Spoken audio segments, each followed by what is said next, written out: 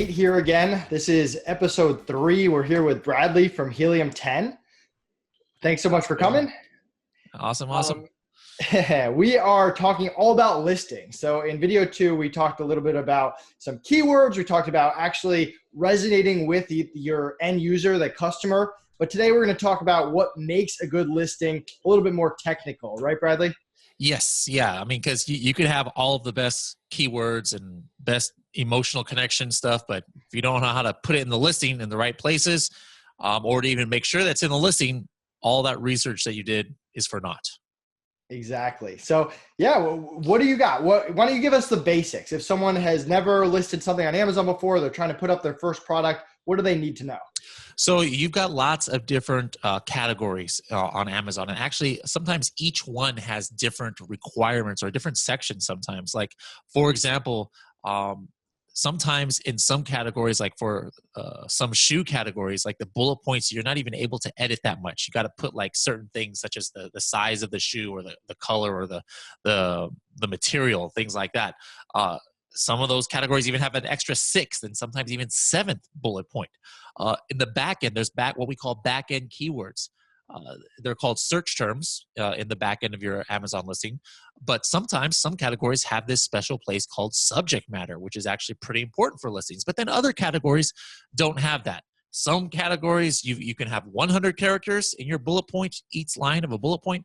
Others are up to 500. So there's all these different things that you need to make sure that, first of all, you know what your category is. And then once you got that locked down, now the question is, how do we put all of the research that we've done together to actually get it into a coherent listing? So step 1, figure out what category you're going to sell in and what the rules are for that category. Make sure you understand them. And then once you understand the category, what's step 2? Step 2 is just get all your research together. And that's what I'm going to show you guys how to do that, how to aggregate it, how to prioritize it. Something a little bit about what we talked about in that first video about how to really pick, the most important keywords. Some of those you want to get in phrase form. Other ones, how do you know what you want in phrase form? How do you know what you don't want in phrase form? What parts of the listing should we put it in? All of that we're going to go over today. Awesome. So you've done your research like we did in video 2. You understood your category. Why don't you take it away? All right, let's go ahead and share the screen here. All right, let me look at maybe something we had done, for my history. Here is one that I pulled up, some collagen peptides we've been searching for. So like, let's say, that's one cool thing about Helium 10 is you can go back and see all of your research that you do is saved. All right. So here's one that I had done for collagen peptides. Now, the very first step that I like to do, and we did this in video 1, we'll just do it really quickly here, is to pick like maybe the 10 most important phrases that I want for my listing. The reason I pick 10 is you cannot put things in phrase form throughout every single phrase in phrase form. What do I mean by phrase form? That means let's say the word is collagen peptides powder. Well, you actually put it in your listing as collagen peptides powder. That's putting a phrase in phrase form.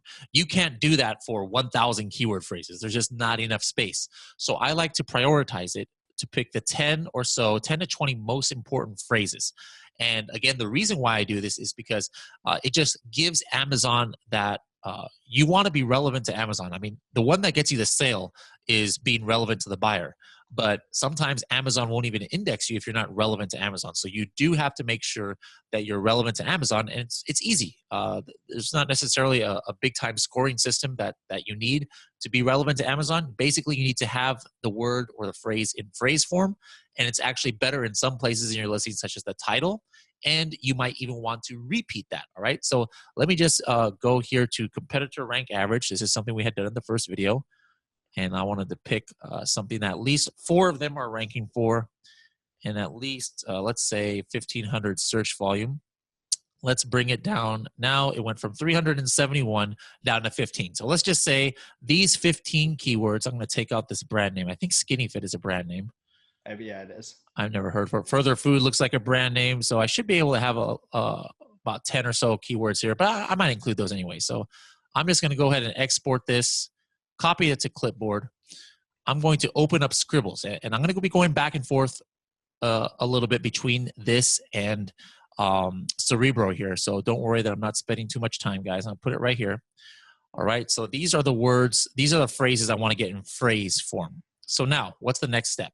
Now, let's say I had done a wider search. Let me go back to that original search I had done. I had picked up to right here. I think it was said something like about 300 keywords. And I'm just going to give you an example. Let's say these were overall 367 keywords. Let's just say for whatever reason, after all the research I had done in Cerebro, I had targeted these 367 keyword phrases. So what I'm going to do, and I'm going to show you guys this in a second, I'm going to export this to another tool we have, which is Frankenstein. Frankenstein is our keyword processing tool. So far, I have Cerebro open. I have Scribbles open. This is where we're going to write our listing in a few minutes. And this is Frankenstein, our keyword processor. So here's all my research I had done in Cerebro for Frankenstein.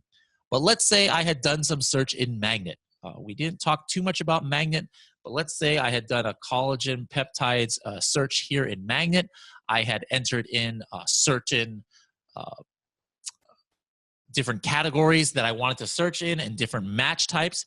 And what I'm going to do is I want to include these keywords too. I know there's going to be some duplicates, but out of these 5,000, let me just go down here and I'm going to say, show me the ones that were both organic match and Amazon recommended match. And we're search for like at least 400 times, let's say. And what kind of keyword? This gives me another 229. So let's just say I had 229 words here. I'm going to copy these to the clipboard. I'm going to put these in Frankenstein as well. I can keep going here. Let's say you had done some Google Trends research. Let's say you used another tool. There's nothing wrong. You know, I used to use multiple tools before I was fully convinced that Helium 10 had the best keywords.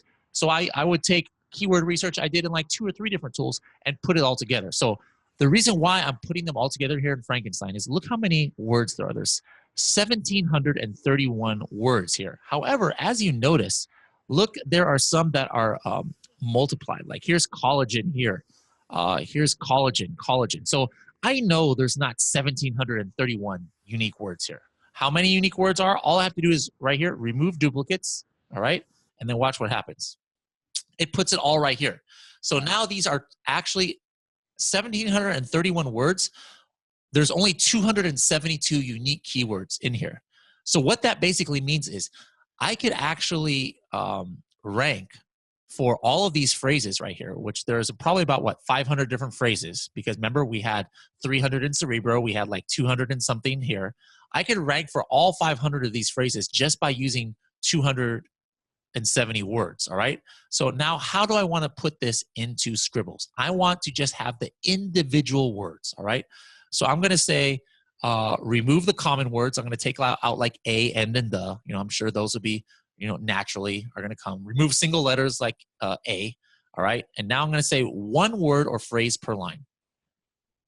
As you guys can see, this is real time I'm doing this. It's just simple clicks that normally you'd have to go, you know, back in the day, you would have to use your VA from FreeUp to spend like 3-4 hours to aggregate all this stuff.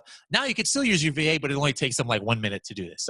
So now it's on one word per line, and now I copy this, and now here's the last step. I'm going to paste it right here into Scribbles. So now I have a list of all my individual keywords I want to make sure are in my listing once, and I have some phrases that I want. And I'm going to take out that skinny fit one. I don't care about skinny fit. There we go. All right. So now I'm going to hit apply. So now here is my keyword list, repository, bank, whatever you want to call it, of keywords, single keywords I want to get in my listing, and full phrases. All right. Now you see it's kind of colorful. All right. What does the colors mean? The red means that these have estimated search volume of the most. So collagen powder and collagen peptides have the most estimated search volume. So those are red. And black has the least. So you can see that for individual words, we have that color scheme, and for phrases. So now watch what happens as I write my title, for example. Let's say, and again, my goal of this, and this is important, this has nothing to do with Helium 10. This is just general Amazon know-how, all right, that I want you guys to know is the best place to really let Amazon know that this is important for your listing is in the title, all right? So if at all possible, I'm going to put my #1 keyword phrase in my title, and if possible, I'm going to try and put 2 or 3 phrases in my title. How can I have room to put multiple phrases in the title? Watch this. Let me just review this real quick. Collagen peptides. Okay, here we go. Perfect, perfect. I already know what I'm going to do. I'm going to put hydrolyzed collagen. Nice, and it fills it in for you. Whoops, I want to look. I could hit AB, capital AB. That makes it capital, but I just want to do regular capitalization, so I'll do that. Hydrolyzed collagen peptides powder. And you want to use each word only once? These ones, yes. But this one I'm going to show you, I want to do it more than once. All right. And I'm going to show you what I just did right here. Look at this. This is what? How many words is this? 1, 2, 4 words, right? Look how many phrases I got just in 4 words of my most important phrases in phrase form. Look, where it says collagen peptides. I got that. It's right there, right? Hydrolyzed collagen. I got that phrase in there. And collagen peptides powder. So just by using 4 words in a certain order, I was able to get, I mean, according to Amazon now, I have 3 important keyword phrases in phrase form in my listing just by using 4 words right here, all right? So hydrolyzed collagen peptides powder, and then, you know, the rest of this, I'm just going to put, you know, a little bit of a description, you know, for whatever my brand is. But the point is, I am trying to put these multiple times in my listing. So now I notice that, hey, collagen powder I didn't know. So let's just go here. Collagen powder is the best way to get protein in your morning coffee. If you guys remember, we had talked about morning coffee before, right? So obviously I'm not a professional copywriter. If I spent some time on this, we'd make this more fancy. But the reason why I'm doing this is to start showing you now what happens. You see, I put collagen powder here. Now I used it another time. So I still, these I still want to use, you know, in multiple times. So this is subject matter, all right? I'm going to put some of these top phrases right here in my subject matter. Like, I can keyword stuff in my subject matter. You don't want to keyword stuff. This is important. You don't want to keyword stuff in your title and bullet points and description. Amazon doesn't like that. Buyers don't like that. I mean, if you're a buyer, you don't want to see a whole bunch of junk words just all strung together. But here in the back end of your listing, it doesn't matter because nobody's seen it. So I'm actually going to repeat my top phrases here. Collagen powder, collagen peptides, and let's go to do some more here. Collagen peptides, grass-fed organic. I can do that one. I can do super youth collagen powder. We have a Spanish word right here, colágeno, right there. And hydrolyzed collagen powder. And actually, this Further Food is probably a brand name, but I'll put it in here just in case. So brand names are okay? If it's not like a super, like if this was, like Further Food is like too generic of a word. Like if it was like Nike or something like that, you know, I wouldn't even do it. All right. But Further, you know, you can put Further and you can put food. If you notice everybody is indexed for it organically and in their storefront index, I would go ahead and put it. That means Amazon doesn't mind. But if it's like a big time trademark, you know, like sports research, you know, that you would not want to do. But if it's one that I don't even know if it's a brand name or not, it's probably not that much of a household name. Makes sense. Yeah. So, but even if there's any doubt, I'm definitely not going to put it here. And if there's any real doubt, I'm gonna do maybe a trademark search just to make sure I'm not doing something stepping on the foot, because you can be indexed for brand names even with it not in your listing. All right. A lot of people don't realize that. And that how you do that is like, let's say you have a collagen peptides and you have an automatic campaign going, and Amazon says, you know what? Further Food collagen peptides is a popular search. We're going to show this guy's collagen peptides for this result, even though Further Food is not in his listing, if I didn't have it right here. And then if the ad shows and if somebody actually clicks on it and buys it, now all of a sudden Amazon's like, oh, okay, we're going to go ahead and index him, even though it's not on his listing. Obviously, it's still relevant to buyers. This word, all right. So you don't have. That's why when people ask, should I put the top brands in my backend? I say no, usually, especially if it's a household name, because number one, you don't need it to index. As long as Amazon shows it you for it and you convert for it, you'll be indexed for it. And number two, I would never target these manually, because 99% of the time, people who search for a brand name, that's the product that they want. It's very difficult to change somebody's mind who's doing a brand name search. You know, if I'm searching for Nike shoes, I'm not going to go and pick some no-name private label shoes. You know, I really want my Nike shoes. All right. So as you can see here, I got my number one goal is to get all of the phrases in phrase form. I would probably try and put it in other places here in my listing, just so I can have it multiple times. Like, for example, collagen powder. Look, it says right here, I already have it 4 times, which is good, you know, for my number one keyword. And if I don't know where I have it, I just click this, right? And it shows me, oh, I put it here, I put it here, I put it here, I put it here. All right. What are some other ways that you can make your listing stand out a little bit? Again, this is totally up to you, but a lot of people nowadays are putting emojis. Now, this is not something that you're going to want to do in every single category. Like, there are some really serious categories or something that's geared towards, you know, the older population, like maybe some joint support. You know, I'm not going to go into a joint support product and put, you know, this emoji, because, you know, Grandpa Bill, who's watching this, you know, joint support, he's not gonna be like, what the heck, what in the world is this nonsense right here, these sellers? I don't know, you know. So, but here you have that option. And as we know, we have byte requirements. Like I talked about at the beginning of the video, there's character requirements, there's byte requirements. You can only have so many.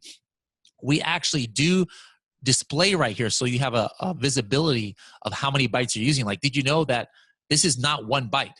Watch, it says 76 bytes, 73 characters. Watch what happens when I just take away this one emoji. It goes to 71, all right? Because bytes or emojis actually count for multiple bytes, and we have that visibility right here. As I said, you can take the first part here, you can make it all capital. That's a good use for your bullet points to stand out. These 2 bullet points, again, what you want to do is you are using these bullet points in order to make that emotional connection with your buyer. So try and don't keyword stuff here, but talk about the morning coffee. Talk about whatever else you found out about how it's easily dissolvable, unlike the competition where it clumps up. You know, that's on the people's mind. Those are the kind of things you want to put for the first 2 bullet points, as well as the first line of the description right here. Search terms. This is, again, part of the back-end keywords. What would I put here? This is where I would put the Spanish keywords that come up, because it just doesn't look right if you're mixing English and Spanish in the front end of your listing, or misspellings, you know? So I would put those right here in the search terms. So this is super important, guys, to make sure that you have all of your target keywords there. Because if I don't have liquid, let's say I'm doing a liquid collagen peptides, am I ever, even if this search gets searched 1 million times, am I ever going to come up for a liquid collagen search? No. So you really need to know that all of this research that you've done, you're going to get these keywords in the listing. And you might ask yourself, well, how in the world, you know, it's going to take a long time to look through these, what has a line through it, but you can just hit hide use phrases there. Now I know what words I have left. So after you're making all of your listing, once you get towards the end, you're going to have just a few different keywords here that you haven't used. And if you just don't know how to put in your listing, that's what I usually put in the search terms. So in a nutshell, that's how you make the listing. It saves it right here. So like later on, I think one of the biggest mistake that some sellers make is they're like, hey, I made my listing once, I'm good to go. They put it up, it's going to be on autopilot. No, all of that research that we did in the first 2 videos, how to find the keywords, how to make the emotional connection, you should be doing that maybe once a month. And again, this is something perfect for one of your VAs to do. You know, if you have like 50 listings, you can't be doing that on your own, you know, once a month to go through that whole process. But the reason why it's important to keep doing this and keep validating you have the right keywords and the right copy is because buyer behavior change. You know, maybe there's a new keyword that people are using to search for something, you know. Don't put things on autopilot, because that's when you get sales trajectory that's just going to keep going down and down and down, because you're not keeping up with the times. So there you have it. That is the best way to make the listing right here using Scribbles, Frankenstein, Cerebro, and Magnet. I love it. And yeah, being proactive is key. I mean, the last thing you want to do is wish you had optimized something 2 weeks ago. Maybe a competitor came in, something changed. Definitely keeping it up to date. Before we let you go and end up this episode, what are the biggest mistakes you see? I know we addressed a few of them. Are there any mistakes that we didn't address that anyone listening should avoid? We did talk about it today, but we talked about it before about how people are just putting a whole bunch of scientific words or keywords that they found in keyword research in the bullet points, in the first 2 bullet points. I mean, yes, you need to have the searchable words in your listing somewhere, but as you guys saw, there's tons of space in your listing for keywords, all right? Those first 2 bullet points really make that emotional connection. Don't make them too long. I mean, again, think of yourself as a buyer. And me personally, when I see a listing and there's a title that just goes on, it looks like a paragraph. I'm like, what is this? This is not a title of a product. Amazon doesn't like that. If they see it, if for whatever reason they look at your listing because they need to change something, they're going to like chop off that title on their own, and they're going to pick whatever they want for your title. Buyers don't like it. Amazon doesn't like it. Don't use titles for keyword stuffing. Don't make your bullet point. Even some categories have 500 characters per line for bullet points. Don't use all 500 characters. Nobody wants to read a 500 character bullet point, single bullet point. Unless something has changed, Amazon actually only indexes the first 1,000 characters in all of the bullet points. So even if you're doing more than 200, half of that is going to be for nothing because Amazon is not going to index you for it. So those are super important. And then lastly, we might do a video. I'm not sure if we're going to do a video on this, but we might do a video on this. One of the biggest mistakes that people make when they're expanding to other marketplaces, as in like Canada, UK, etc., is they made a great listing in America. It does well. And they're like, oh, this is English. Canada is an English-speaking country. UK is an English-speaking country. I'm just going to copy this listing and put it over there.